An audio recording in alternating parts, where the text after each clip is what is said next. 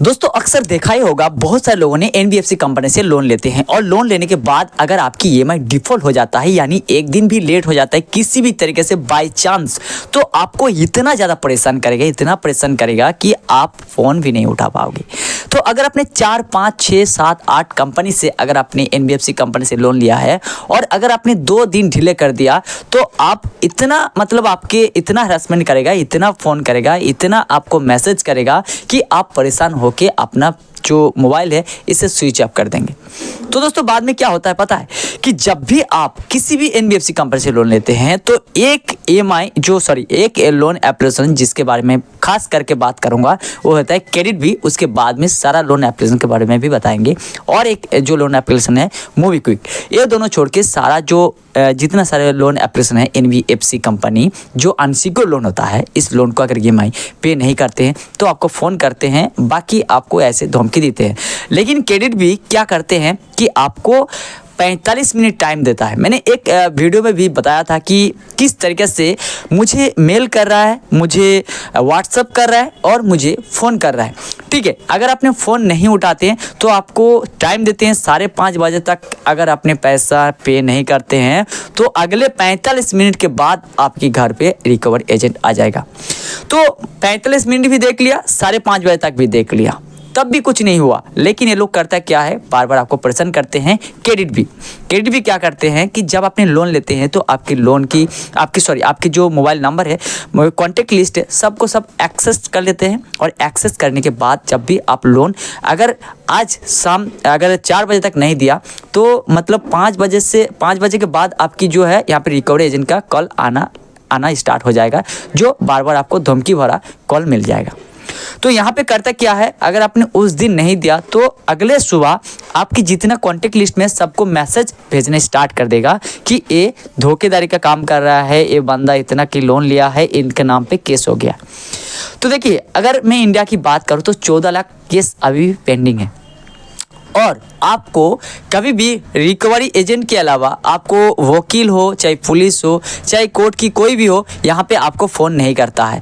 तो फ़ोन करता है रिकवरी एजेंट, क्योंकि वो अपने आपको धराई लगाता है, आपको मैसेज करता है, पुलिस बन जाता है, कभी वकील बन जाता है, कभी ओसी बन जाता है, तो हर तरीके के लोग बन जाता है। एक फ़ोन कर रहे हैं, मैं एक रिकवरी एजेंट हूँ, मैं आपको फ़ोन कर रहा हूँ, फ़ोन आप उठा ही नहीं रहा है, लेकिन उसी से आपको अलग एक कॉल जा रहा है। अगर फ़ोन उठा भी लिया तो दूसरा कॉल जा रहा है। वो बैठे बैठे एक जगह पे एक ऑफिस में काम करते हैं रिकवर एजेंट। और रिकवर एजेंट का काम क्या होता है कि अगर आपकी लोन की ईएमआई डिफ़ॉल्ट हो जाए तो उसी टाइम आपके पास फ़ोन आना स्टार्ट हो जाता है। उसका काम ही है फ़ोन करना, धमकी देना, यही काम होता है। तो दोस्तों मैं आपको कहना चाहूँगा कि अगर आपने यहाँ पे किसी भी तरीके से अपने बैंक की जो आपकी चेक होता है, चेक ब्लांक चेक दिया है साइन करके, तब भी अगर आपकी धोखेधड़ी का यहाँ पे मामला ठोकते हैं तब भी आप इस केस को सेटलमेंट कर सकते हैं। कुछ भी नहीं होता है। जो एनबीएफसी कंपनी होता है ज़्यादा से क्या करते हैं कि आपको पहले बताएगा कि आपकी सिविल स्कोर 600, 700, 750 है। अगर अपनी लोन डिफ़ॉल्ट कर देते हैं तो आपकी जो सिविल स्कोर है इसे हम डिस्क्रीज कर देंगे, इसका सिविल स्कोर ख़राब हो जाएगा, सिविल ब्यूरो पे आपकी रिपोर्ट भेज देंगे, आपकी सिविल ख़राब हो जाएगा। ठीक है, वो तो बात है, आपकी सिविल स्कोर गिरा देगा, इतना पावर उनके पास है। उसके बाद उनके पास कोई भी पावर नहीं है। अगर अपने पैसा ना भी देते हैं, सिविल स्कोर ख़राब कर देगा और आपको लोन डिफ़ॉल्टर बना देगा। उसके बाद आपकी जो पैसा है, ये पैसा उसे जो है यहाँ पे निकाल नहीं सकता है और आपको बार बार फ़ोन करके परेशान करेगा। तो कुछ लोगों ने मुझे बताया है कि मेरे पास भी फ़ोन आता था और हम क्या करते थे, फ़ोन को साइलेंट में डाल दिया करते थे, या तो फ़ोन को मैंने यूज करना ही बंद कर दिया 2 महीना तक। तो अगर आपने 10 से 15 दिन फ़ोन को यूज नहीं करते हैं तो कुछ नहीं होगा। हाँ, लेकिन एक बात जरूर याद रखना, मैं आप लोगों को ये नहीं कह रहा हूँ कि आप लोन लो और लोन लेने के बाद ईएमआई मत भरो। लोन लेने के बाद अगर आप ईएमआई नहीं देते हैं तो आपकी सिविल स्कोर ख़राब हो जाएगा।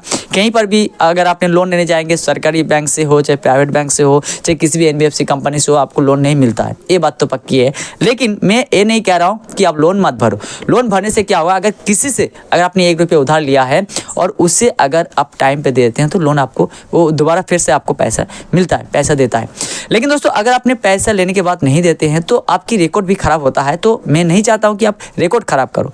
कुछ ऐसे परिस्थितियाँ हो जाता है, कुछ बंदे का क्या करते हैं, जैसे मेरा ही मान लो, एक लोन लिया, दूसरा को चुका नहीं पाया तो तीसरे से लिया, तो दूसरे को दोनों को दे दिया, तो तीसरे को भी चुका नहीं पाया तो एक जगह से और ले लिया। तो इस तरीके से एक लोन के चक्कर में 10 लोन बन जाता है और 10 लोन की EMI अगर आपने 3000 करके जोड़ते हैं तब भी 3000 रुपये एक ही दिन में, वो भी 5 तारीख के डेट में हो जाता है और आपकी इनकम होता है 12,000 रुपये।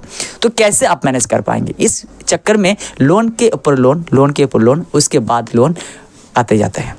तो ये जो लोन की पेनल्टी लगाते हैं, कुछ ऐसी कंपनी होती है, जैसे मोबीक्विक की बात करूंगा कि मोबीक्विक की अगर EMI एक दिन लेट हो जाता है तो एक दिन की EMI अगर आपकी मान लीजिए EMI 8,000 रुपये 9,000 रुपये, तो एक दिन की जो आपकी पेनल्टी लगेगा 1200 से 1,000 रुपया यहाँ पे पेनल्टी लगता है।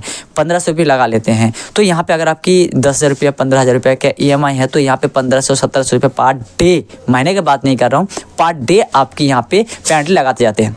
तो ऐसे में क्या करना चाहिए? अगर आपके साथ ये ऐसे हो गया है, किसी भी कारण आप नहीं दे पा रहे हैं, तो इस मामले आपको घबराना नहीं है, नहीं तो आपको टेंशन करने की ज़रूरत है। आप कुछ दिन तक उस फ़ोन को यहाँ पे स्विच ऑफ कर दो, या तो अगर आप देने के लायक हो तो दे सकते हैं। जब आप देंगे तो आपकी सिविल स्कोर फिर से ठीक हो जाएगा।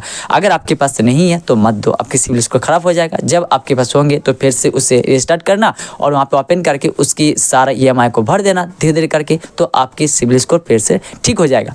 और मैं चाहता हूं कि ये जितना सारा, ये हमारा इंडिया में जितना सारा यहाँ पे NBFC कंपनी है, एक कंपनी नहीं होना चाहिए, क्योंकि लोगों को मजबूर कर देते हैं लोन लेने में। कैसे?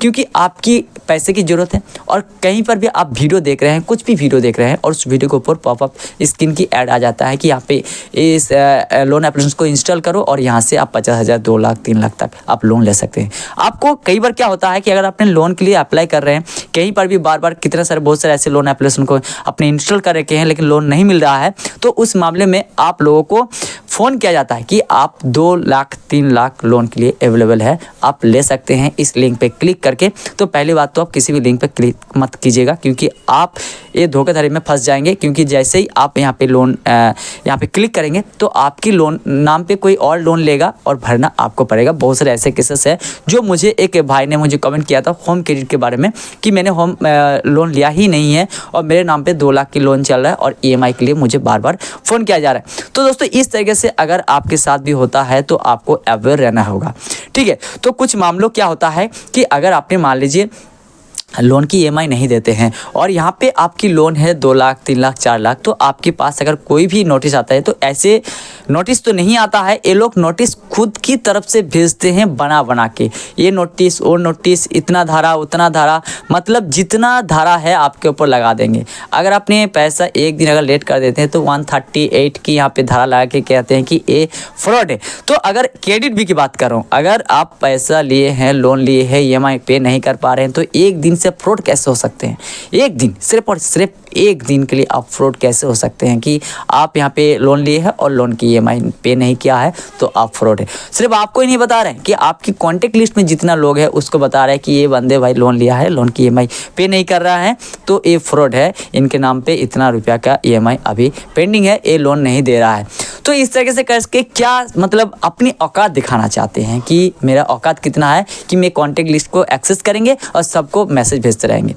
अगर आपको उतना ही पता है, उतना ही आपकी यहाँ पे पावर है, तो वहाँ पे जाके भी आप यहाँ पे बात कर सकते हैं। जो बंदा लोन लिए है, जो डिफ़ॉल्टर हो रहा है, उसका क्या परेशानी है, क्या है नहीं है, पहले देख तो लो कि उसके घर पे जाओ। तो उसके घर से विजिट करने से पहले मतलब 2-4 महीने अगर कोई लोन नहीं दे रहा तो 2-4 महीने तक उसका घर पे नहीं जा रहा है, पहले मतलब लोन डिफ़ॉल्ट होने से पहले उन्हें इस तरीके से डिस्टर्ब कर देते हैं, इस तरीके से उससे मतलब ऐसे रिलेशन बना लेते हैं कि अगर वो घर पे भी जाए तो शायद पता नहीं क्या भी हो सकता है, ठीक है। तो पहले से उन लोग परेशान करने लगते हैं। तो अगर लोन नहीं दे रहा है, 1 दिन 2 दिन 10 दिन लेट हो रहा है, तो उनके घर जाने के भी हिम्मत नहीं होता है, वो ऐसे ही परेशान करते रहते हैं फ़ोन करके, मैसेज करके, और आपको इस तरीके से यहाँ पे बताते रहते हैं कि ये है, ये लोन नहीं दे रहा है। तो दोस्तों अगर आप लोन लिए हैं और लोन को चुकाना भी आपकी जिम्मेदारी है, लेकिन जब भी लोन ले तो सोच समझ के लेना, और लोन रिपेमेंट डेट से पहले आप अगर पे कर दो तो ऐसे हो सके कि आपको भविष्य में बार बार लोन मिल सके। तो मुझे लगता है कि सारा लोन एप्लीकेशन जितना सारा है, तो ये जो आम आदमी है इसको लूटा जा रहा है, ठीक है। 36%, 60% 59% यहाँ पे इंटरेस्ट लेते हैं। तो इतना सारा एक मजदूर आदमी है, किसी भी तरीके को उसकी सिविल स्कोर सही है, वो लोन ले लेते हैं मजबूरी में, उसके बाद लोन पे नहीं कर पाते हैं और पछताते रहते हैं, परेशान हो जाते हैं, पता नहीं क्या क्या कर लेते हैं। तो ऐसे में क्या होता है कि अगर आप इस तरीके से परेशानी में जूझ रहे हैं तो आपको टेंशन लेने की कोई ज़रूरत नहीं है। आपके पास जो भी आए भाई मेरे पास अभी फ़िलहाल नहीं है, जब होगा मैं दूंगा, अभी मैं नहीं दे सकता है, तो आप हाथ खड़ा कर दो। तो ऐसे में भी आप यहाँ पे बच सकते हैं। ऐसे बहुत सारे लोग जो गलत कदम उठा लेते हैं, तो ऐसे बिल्कुल नहीं करना है। कोई भी राइट नहीं है कि आपको इस तरीके से परेशान करना, फिर भी ये लोग करते हैं। उसकी रिकवरी एजेंट वो कमीशन पे रहते हैं कि आप इस लोन को यहाँ पे मुझे जो है कलेक्ट करके देंगे तो आपको इतना % नहीं मिलेगा। इसी के चक्कर में अलग अलग तरीके से आपसे पैसा निकालने की कोशिश करते हैं। तो दोस्तों आई होप आप लोगों को समझा पाया हूं कि किसी भी तरीके की कोई भी लोन लिए है, जैसे अनसिक्योर वाला लोन की बात कर रहा हूं NBFC कंपनी से, तो ये लोन की चक्कर में अगर आपको परेशान किया जा रहा है, पैसा नहीं दे पा रहे, तो परेशान नहीं होना है। वीडियो की जानकारी पसंद आए तो लाइक कीजिएगा, किसी और भाई को शेयर कीजिएगा। मिलते हैं एक और नए वीडियो के साथ, तब तक के लिए जय हिंद, वंदे मातरम।